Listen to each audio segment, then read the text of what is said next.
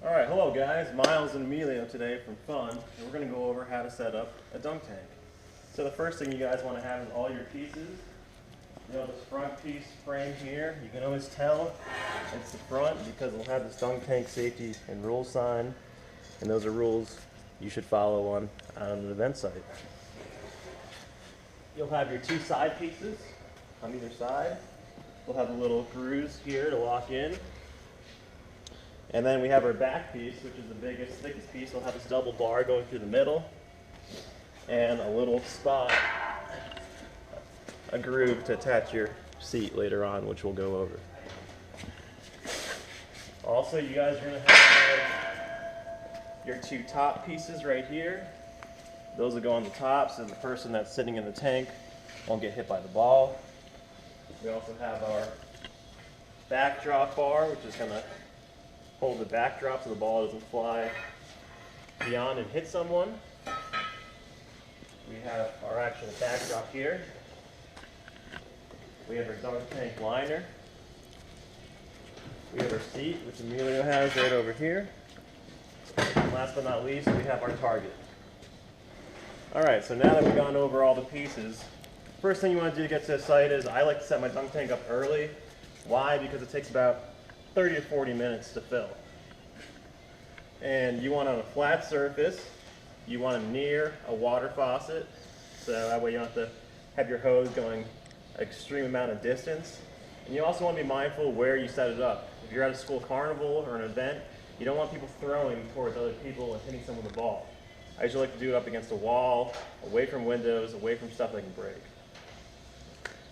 Alright, so we'll get started here. We get our back piece. I always like to start with the back piece. We'll go ahead and we're going to build our cage. So we're going to basically create a square. We're just going to lock these in on the side here, just right in like that. Going to come over here on this other side. And lock it right in. Always try to get the bottom one in first for the top. It's a little easier.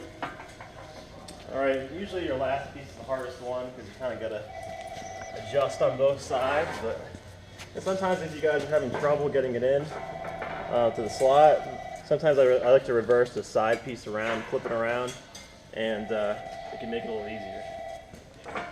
So Emilio will get his side in first before I do my side.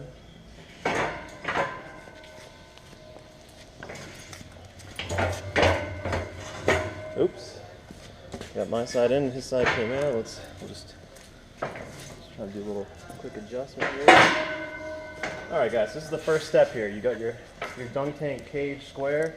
Next step we'll do is put our dunk tank lining in. So grab the liner over here. Left line 1 please, left line 1. Now when you set this up, you'll notice in your dunk tank liner, you'll see like a corner seam. It's kind of on each corner. So what I like to do is I will tie one string on one side of the tank and the other corner string on the other side of the tank.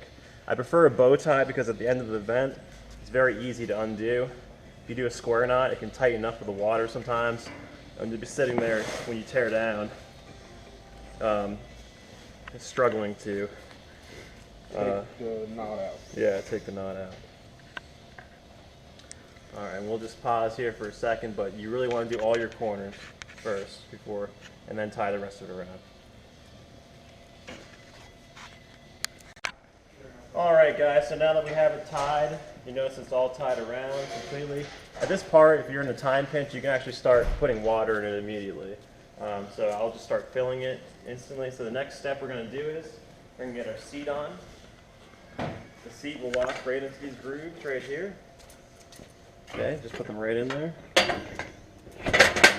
Now, interesting thing about the seat, guys, is you'll notice you got some fabric right here, and this is the mechanism that releases it. So when they reset it, sometimes they need to just push it forward a little bit so it locks. And you always want to have the person sit in the very front of the seat. So just make sure your mechanism doesn't get stuck in the fabric. Alright, so the next thing we'll do here is we'll put our target on. Now the target's going to go right into this groove right here. and make sure it's nice and flush. So put that right in there. And you'll notice this little piece connects right in here. Okay. And this piece right here is going to be for our backdrop bar. It's going to lock right into here. Okay, excellent. And now we can do our top pieces. Let's go ahead and do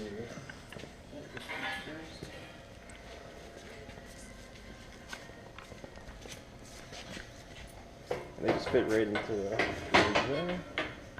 You notice how you have a locking thing right here? That'll kind of just connect your backdrop bar in this piece. It may lean a little bit, but we'll grab our last piece here.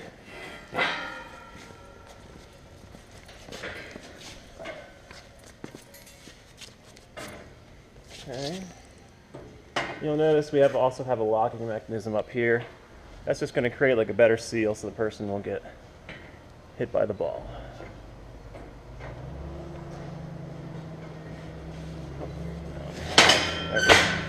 There we go. Okay. Last step will be to put our yellow backdrop over here. Well, not the last step, but one of the last steps. You'll find that on here, a lot of times they'll say, or sometimes they'll say our company name on them. I usually put that towards the back, so that way, right here. So that's how I know. I'm going to put this on the back side, so it's not showing during the event. But there's a little hole up here, which you'll slide into on the bar.